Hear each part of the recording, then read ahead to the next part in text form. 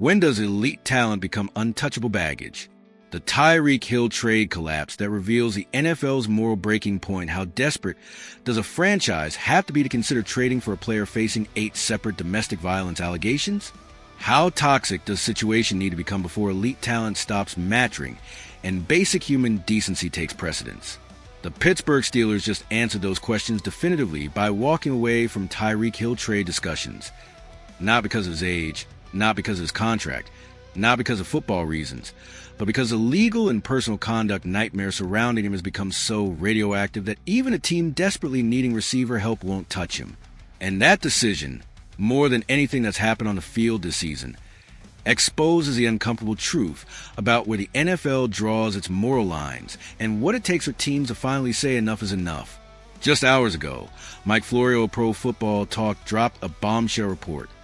The Pittsburgh Steelers, who have been heavily linked to Tyreek Hill in trade speculation for weeks, are no longer interested in acquiring the Miami Dolphins star receiver. The reason has nothing to do with football. Pittsburgh is terrified of the NFL's personal conduct policy investigation, triggered by 8 separate domestic violence allegations filed in court documents by Hill's ex-wife Kita Vaccaro, could result in a lengthy suspension that would make any trade completely worthless. That's the calculus that finally broke Pittsburgh's interest, not moral outrage, not ethical concerns about bringing someone with Hill's alleged history into their locker room, but cold business assessment that the league might actually punish him severely enough to destroy his trade value. Let's be absolutely clear about what we're discussing here, because the details matter and they're horrifying. According to TMZ's reporting on newly filed divorce proceedings, Kita Vaccaro has alleged that Tyreek Hill was physically violent with her on multiple occasions, including one incident while discussing a post-nuptial agreement and another in an Orlando hotel where he allegedly violently attacked her, throwing her to the ground, twisting her intimate parts, pulling her hair, and grabbing anything he could get his hands on. These aren't vague accusations or anonymous rumors. These are specific, detailed allegations filed in legal documents under penalty of perjury. 8 separate instances of alleged domestic violence. 8. Let that number sink in for a moment. Tyreek Hill has remained completely silent about these allegations. He hasn't issued a statement, hasn't denied the claims, hasn't addressed them publicly in any meaningful way. That silence is deafening and strategically calculated. His legal team has almost certainly advised him to say nothing while these proceedings continue. But that silence also means we're left with one-sided allegations that paint an absolutely horrifying picture of behavior that, if true, would make Hill one of the most dangerous domestic abusers in professional sports. The NFL has launched an investigation under their personal conduct policy, which give the league broad authority to suspend players even if criminal charges are never filed, based solely on evidence that the player violated the policy's standards. The Pittsburgh Steelers' decision to back away from Hill despite their desperate need for a receiver help reveals just how serious they believe the situation has become. Pittsburgh's passing attack has been mediocre at best this season, ranking in the middle of the pack in most meaningful categories. They need explosive playmaking ability to complement their strong defense and running game, and Hill will provide exactly that. A game-breaking receiver who commands double teams and can turn short passes into touchdowns. From a pure football perspective, acquiring Hill would immediately make Pittsburgh a more dangerous Super Bowl contender.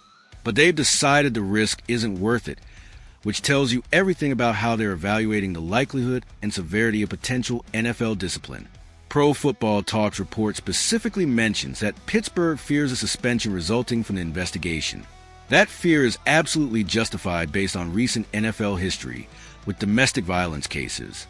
When the league decides to take these situations seriously, and public pressure often forces them to, they hand down substantial suspensions. Ezekiel Elliott got 6 games in 2017 based on domestic violence allegations that never resulted in criminal charges. Kareem Hunt was suspended 8 games in 2019 after video emerged of him pushing and kicking a woman. Josh Brown got 1 game initially. Then the Giants cut him after the full extent of his abuse became public. The NFL's track record on domestic violence is wildly inconsistent. But when they do act decisively, the suspensions are significant enough to destroy a player's trade value.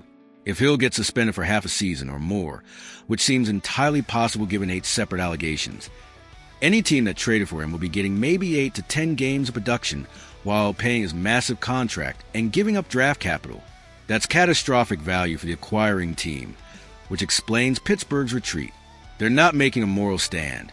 They're making a business calculation that the risk-reward doesn't justify the investment. That should tell you something profoundly disturbing about NFL culture. Teams will tolerate almost anything if the football value justifies it. But once a potential punishment threatens to eliminate that football value, suddenly everyone develops a conscience. The Kansas City Chiefs angle mentioned in the report is equally fascinating and troubling. According to unnamed sources, Kansas City might be interested in bringing Hill back to the team, where he became a superstar before forcing a trade to Miami. The Chiefs are dealing with Xavier Worthy's injury, struggling with receiver production, and could theoretically use Hill's explosive ability to complement Patrick Mahomes. But would Andy Reid and the Chiefs organization really bring back a player facing 8 domestic violence allegations? Would they risk the public relations nightmare and potential locker room toxicity for a 31-year-old receiver with significant off-field baggage? The fact that it's even being discussed as a possibility is mind-boggling and demonstrates the NFL's completely warped priorities. Let's talk about Hill's history, because this isn't his first rodeo with domestic violence allegations. In 2014, while at Oklahoma State, Hill pleaded guilty to domestic assault and battery by strangulation after an incident involving his then-pregnant girlfriend. He was dismissed from the team, sat out a season, then transferred to West Alabama before Kansas City drafted him in the 5th round of 2016. In 2019, audio recordings emerged of Hill and his then-fiancée, the same woman from the 2014 incident, discussing injuries to their 3-year-old son, with deeply disturbing content that raised serious questions about Hill's behavior. The NFL investigated, found insufficient evidence to suspend him, and the cycle continued. That pattern is crucial context for evaluating these new allegations from Keita Vaccaro. This isn't a one-time accusation from years ago that Hill has moved past. This is allegedly ongoing behavior spanning more than a decade with multiple different women. The fact that Hill has reportedly fathered 11 children with different women speaks to a pattern of personal behavior that, at minimum, demonstrates extraordinarily poor judgment and decision-making. When you combine that reproductive history with repeated domestic violence allegations spanning his entire adult life, you're looking at someone who either has serious unaddressed issues or whose behavior is being credibly reported by multiple women over many years. The NFL's personal conduct policy investigation process is notoriously opaque and inconsistent. The league has enormous discretion in how they handle these cases, and public pressure often determines outcomes more than the actual facts. If national media picks up this story and runs with it, and they absolutely should give them severity and numbered allegations, Roger Goodell and the NFL will face tremendous pressure to hand down a significant suspension regardless of whether criminal charges are filed. The league learned from the Ray Rice disaster that appearing soft on domestic violence creates PR nightmares and threatens their relationship with broadcast partners and sponsors.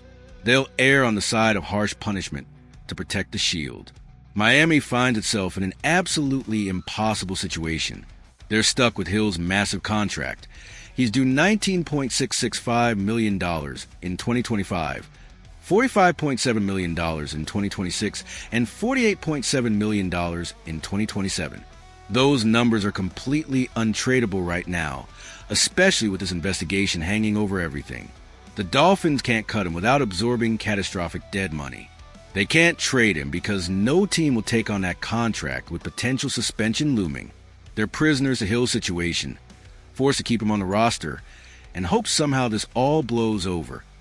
Even though the allegations are so serious that hoping for the best seems morally bankrupt, the locker room implications can't be overstated.